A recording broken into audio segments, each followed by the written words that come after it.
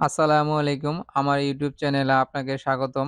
আজকের এই ভিডিওতে জানতে পারবেন আপনার পিসি বা ল্যাপটপে বিজয় বায়ান্ন সফটওয়্যারটি ডাউনলোড করার পর কিভাবে ইনস্টল করবেন এবং সিরিয়াল কি দিয়ে আজীবন ব্যবহার করবেন। ভিডিওটা কন্টিনিউ করতে থাকুন। ইনশাআল্লাহ অন্য কোনো ভিডিও দেখতে হবে না। আপনি এই একটা ভিডিও দেখে আপনার পিসি বা ল্যাপটপে বিজয় বায়ান্ন সফটওয়্যারটি ডাউনলোড করার পর ইনস্টল করতে পারবেন। বিজয় বায়ান্ন সফটওয়্যারের ডাউনলোড লিংক ভিডিওর ডেসক্রিপশনে দিয়ে দিব। আপনি চাইলে সেইখান থেকে ডাউনলোড করে নিতে পারবেন। যখন আপনার পিসিতে বিজয় বায়ান্ন সফটওয়্যারটি ডাউনলোড হয়ে যাবে, তখন কিন্তু এরকম একটা ফাইল দেখাবে। আপনার পিসিতে যদি উইনার সফটওয়্যারটা ইনস্টল করা না থাকে, তাহলে কিন্তু এরকম দেখাবে না। উইনার সফটওয়্যার কিভাবে ডাউনলোড করতে হয়, এরকম একটা ভিডিও তৈরি করা আছে। আপনি চাইলে সেটা দেখে আপনার পিসি বা ল্যাপটপে উইনার সফটওয়্যারটি ডাউনলোড করে ইনস্টল করে নিবেন। তারপর এই সফটওয়্যারটিকে আপনাদের অবশ্যই এক্সট্রাক্ট করতে হবে। ইনস্টল করার জন্য আমরা মাউসের রাইট বাটন ক্লিক করব। তারপর এখানে দেখব যে এক্সট্রাক্ট হিয়ার। তো এক্সট্রাক্ট হিয়ার এর উপরে ক্লিক করে দিবেন। তারপর দেখতে পাবেন এইখানে আরেকটি ফাইল এখানে ওপেন হলো। তো এই ফাইল থেকে আমরা বিজয় বায়ান্ন সফটওয়্যারটি ইনস্টল করব। তো ইনস্টল করার জন্য আমরা এখানে ডাবল ক্লিক করে দিব। তারপর এইখানে দেখতে পাবেন যে বিজয় বায়ান্ন যে একটা আইকন আছে, এখানে দেখতে পারতেছেন ডিসপ্লের মতো। এই আইকনের উপরে ক্লিক করে দিবেন ইনস্টল করার জন্য। তারপর আপনার সামনে এরকম একটা ইন্টারফেস ওপেন হবে। আপনি এইখানে নেক্সট এ ক্লিক করে দিবেন। তারপর এইখানে আপনি আবার নেক্সট এ ক্লিক করে দিবেন।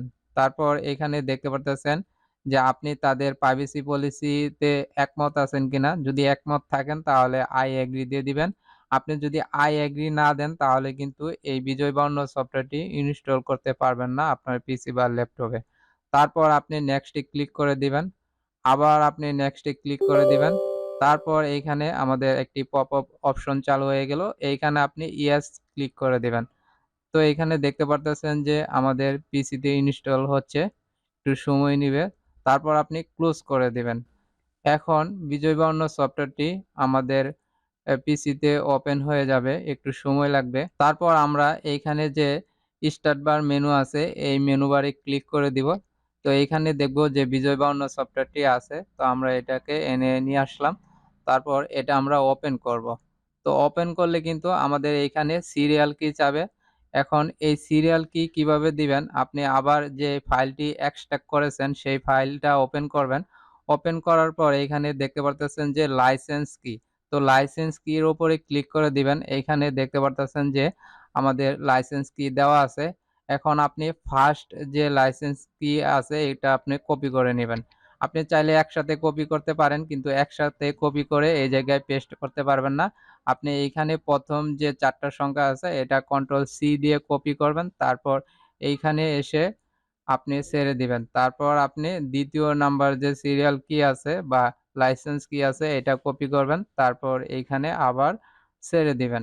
আবার আপনি এটাকে কপি করবেন। তারপর এইখানে এনে ছেড়ে দিবেন। এইভাবে আপনি কপি করে সবগুলো এইখানে এসে ছেড়ে দিবেন। তাহলেই কিন্তু আমাদের বিজয় বায়ান্ন সফটওয়্যারটি ব্যবহার করার জন্য উপযোগী হয়ে যাবে। তারপর আপনারা অ্যাক্টিভেট এর উপরে ক্লিক করে দিবেন। অ্যাক্টিভেট এ ক্লিক করলে এরকম পপআপ ওপেন হয়ে যাবে। তো এরকম ওপেন হয়ে যাওয়ার পর এইখানে দেখতে পারবেন আপনার বিজয় বায়ান্ন সফটওয়্যারটি চলে আসছে।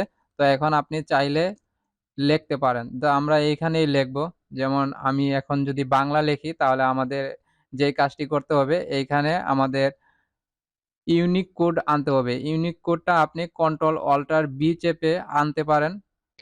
তাছাড়া আপনি এইখানে যে এরো বাটন দেখতে পারতেছেন, এইখান থেকেও আপনি ইউনিক কোড চেঞ্জ করতে পারবেন। তারপরে বিজয় ক্লাসিক চেঞ্জ করতে পারবেন। ইংলিশ চেঞ্জ করতে পারবেন। আমরা এইখানে ইউনিক কোড রেখে তারপর এখানে লিখব। এখন আমরা যাই লিখব সবকিছু বাংলা হয়ে যাবে।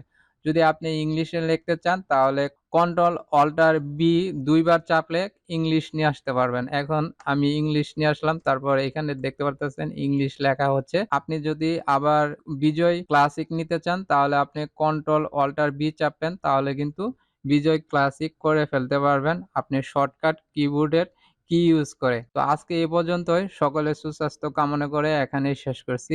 আসসালামু আলাইকুম রাহমাতুল্লাহি ওয়া বারাকাতুহু।